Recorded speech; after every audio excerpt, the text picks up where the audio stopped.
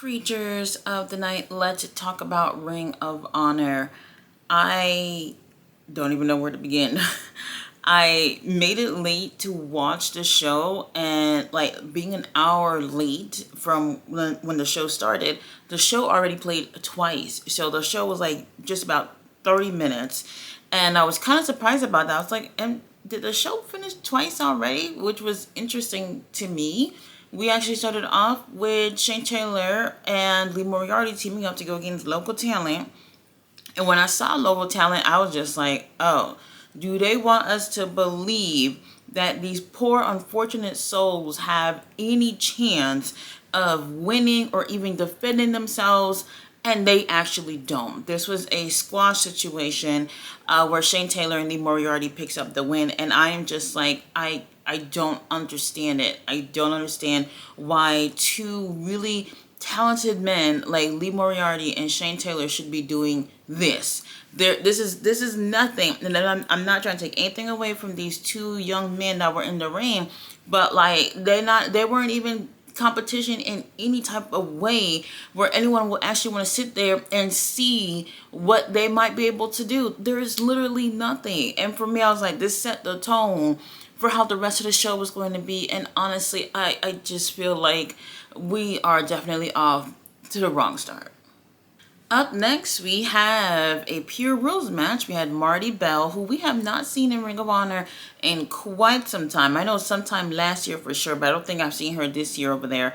Going against Deonna Purrazzo. Our girl Deonna Purrazzo, who I've been saying is my pick in terms of winning the Ring of Honor Pure tournament, to be the first woman to win this title. So for me, I'm just like, everybody gotta stop what they're doing and watch Deonna and see why I feel, at least me, why she should be the one to win this title.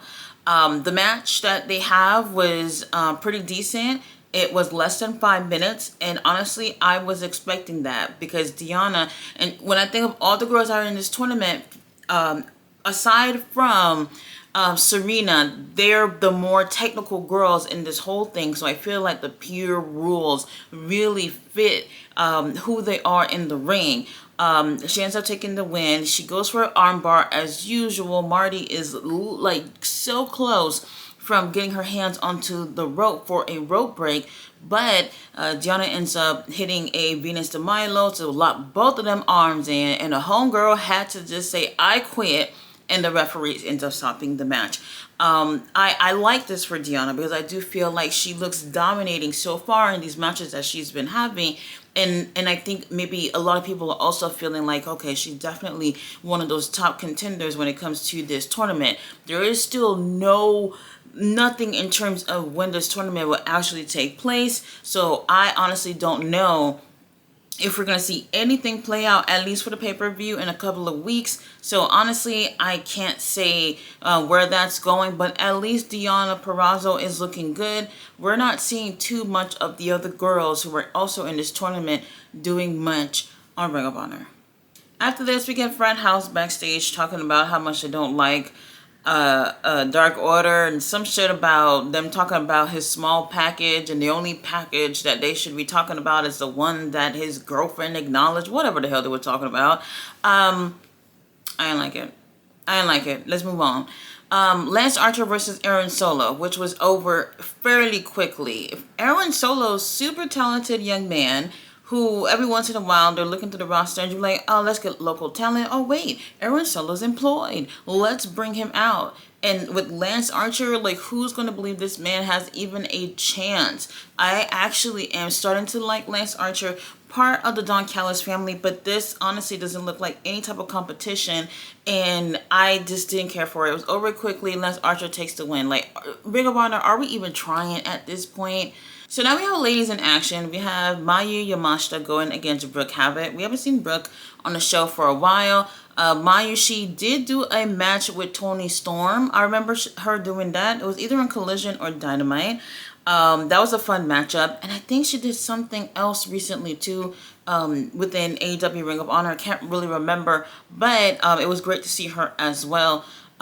This wasn't like a squash, but Mayu ends up winning the match, which I'm cool with. I would like to actually, I'm not saying that she should be signed or anything, but if they were going to use her more often, like she's someone who's like, she's really believable in terms of her style, her look. Like she could beat almost anyone in the ring.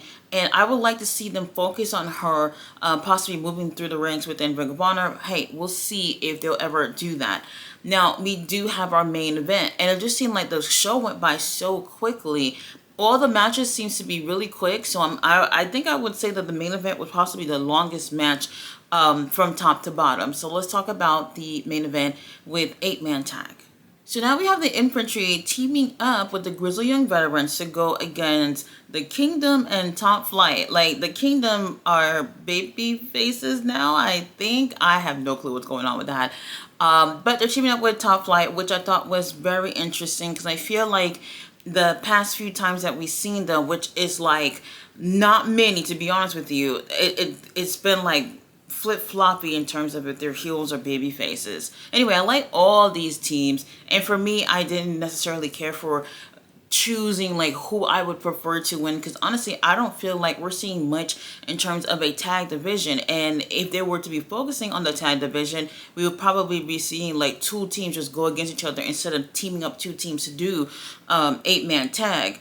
I do really like STP, so and in some ways I'm kind of wishing that things would progress more with that faction. But honestly, we haven't seen enough of majority of these teams anyway. Babyface teams end up taking the win, Top Flight and Kingdom. It definitely gave, can't necessarily say, okay, so like 8-man tag, you're teaming two teams together and whatnot. The chemistry was just okay, so it wasn't nothing to just go out of your way to see.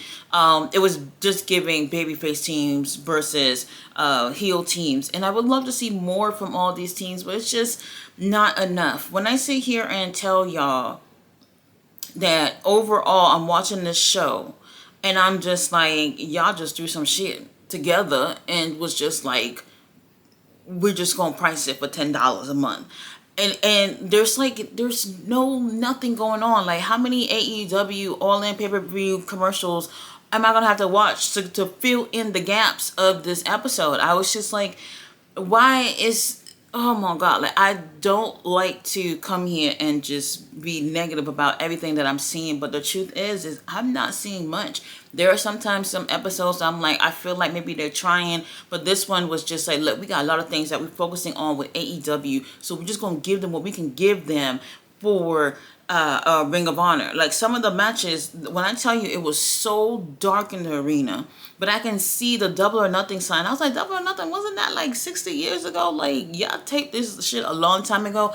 They just don't have the time to really focus on this promotion. Like, if Ring of Honor is supposed to be its own brand, its own promotion, something separate from AEW, whatever the situation is, there's not enough love getting into it. There's not enough time getting into it. You're seeing all these wrestlers that you actually enjoy watching, even some of the local talent I'm familiar with and I really like them, and I'm just like, I'm sitting here watching what?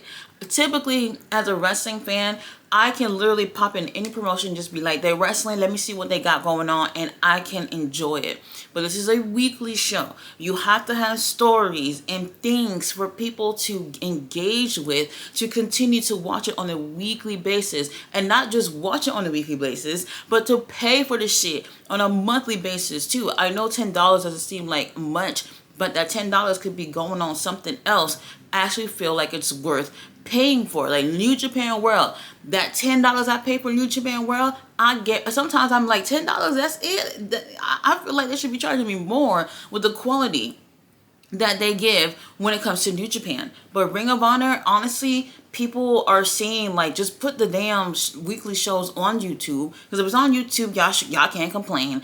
And the pay-per-views should be on the Honor Club app, and also like maybe specials, and then leave the Ring of Honor library on there and whatnot. And honestly, that sounded like a better idea, because it's just like, I probably think that's better case scenario, because the new shit, should be worth paying for, but it's just not at this point. And I'm just like, I see, like, looking at what happened last night at Grand Slam, Mexico, is a complete difference. Like, if someone didn't know that ROH was part of AEW and they saw Dynamite last night and then see Ring of Honor today, they'd be like, this is the same company producing this shit? Like, nobody would believe that. If you have no clue what this is, you wouldn't even believe it. And for me, sometimes I get in front of the camera and be like, I just want this to be better, but I still can't even believe that I'm covering this shit. Because I'm like, if y'all don't care, I probably shouldn't care either. Like, if you put some more into it, I don't know. Anyway, I had posted that I was going to do fantasy booking for the next Ring of Honor pay-per-view. So I'll have that put up in a couple of days. So I have almost a full card. I wanted to see how this episode was going to play out and see if maybe that was going to change how I already booked things to go. And to be honest with you, nothing happened on this episode that actually changed what I've already, put for my fantasy booking for the next pay-per-view. So I didn't even really need to wait to see the episode to make any changes, because there are no changes, because I literally feel like I have had to start from scratch because there isn't really much going on. And unfortunately, I wish they would understand that people do care about this, like the legacy of Ring of Honor, what it was before Tony Khan bought it, and what it is now are two different things. Yes, but it could be a great thing right now, and unfortunately I can't say that right now. Anyway, I will be posting that video with me just booking what I feel like they can or should do. I don't give two fucks if they would have watched that video and just take every single idea word for word and put it on the show, because if they did that, I think they would actually give a solid pay-per-view and even be off to the right start. So Tony Khan, give me a call if you need help. You definitely need help with Ring of Honor. You guys, I'll see you on the next one. Bye.